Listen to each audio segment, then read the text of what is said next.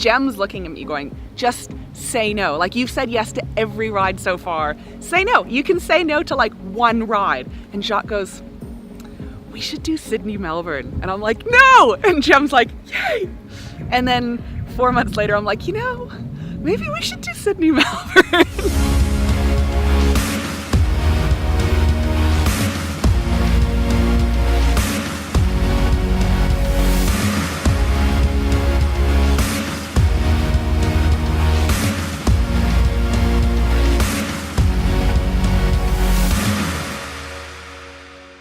My name is Tiffany Winchester and I am preparing to ride PBP. So PBP is a ultra endurance event that runs every 4 years starts in Paris in France.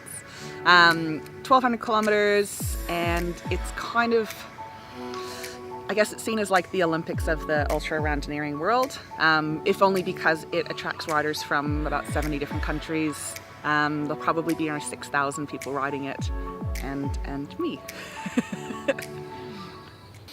So in about July of that year, I decided to do Sydney, Melbourne, which is our local 1,200 kilometer event for that particular year, which is essentially riding from Sydney to Melbourne, like not along the coast, but through the snowy mountains, through the Alpine region. It's like one of the toughest 1200s that you can kind of do. I figured that would be a good one to start with. Oh my God, there was this one climb, sort of the climb of day 2, and it was 8 kilometers at 8%.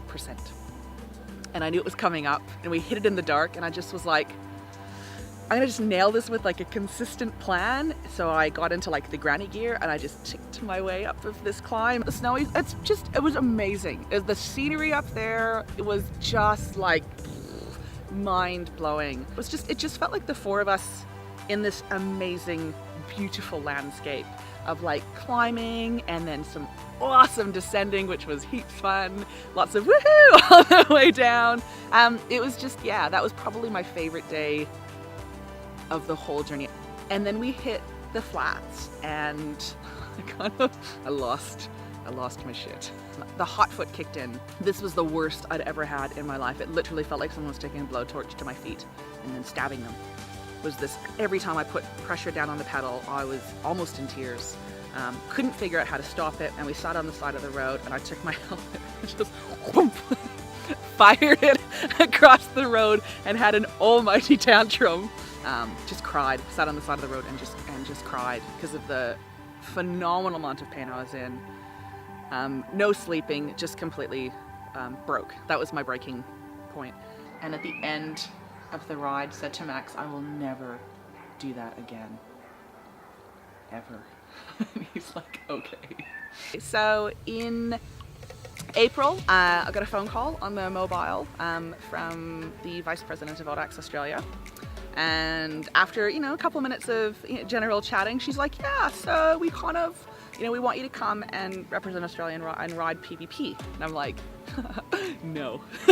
She's like, wait, what? I'm like, no. Like, after Sydney to Melbourne, I told my husband never again. And I meant, like, never again. It broke me. Like, that issue that I had with my feet, that took months before I could actually wear, like, not ugly shoes again because of the absolute pain. I had nerve damage for months after that. So she was like, well, could you at least, like, it's amazing. She starts building up about all the fantastic things about PBP. And I'm like, yeah, you can say all that, but I'm still going agonizing, debilitating pain.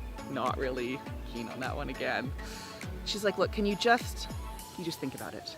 And I went, okay, I know. I'll ask my husband, right? Because he was there at the end. He knows what I went through. He knows what I went through afterwards. And he's supposed to remind me that I'd said, like, never again.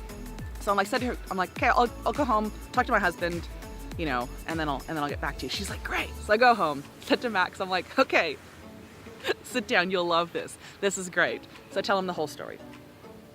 Expecting, I'm kind of leaning back going, okay.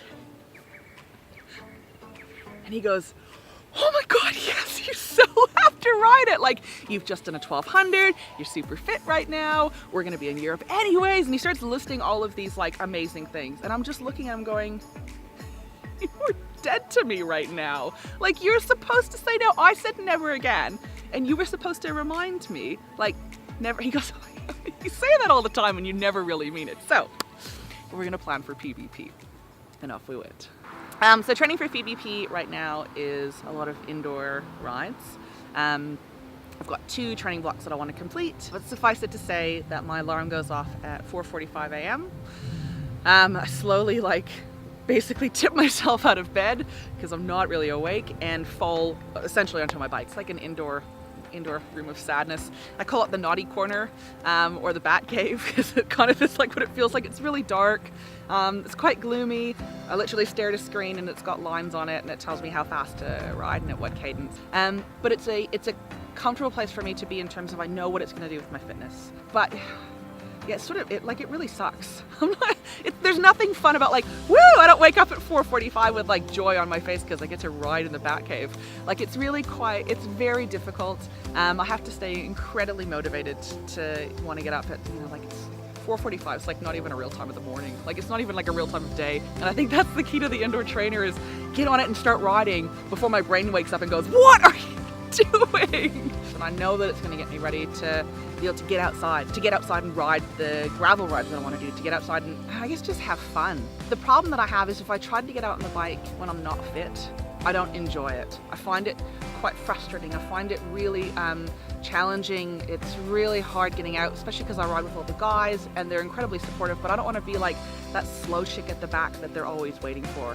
I want to be who I am, which is in the bunch or kicking off the front and launching it, and the only way that I'm going to get that is by pretty much hanging out in the naughty corner for the next 2 months.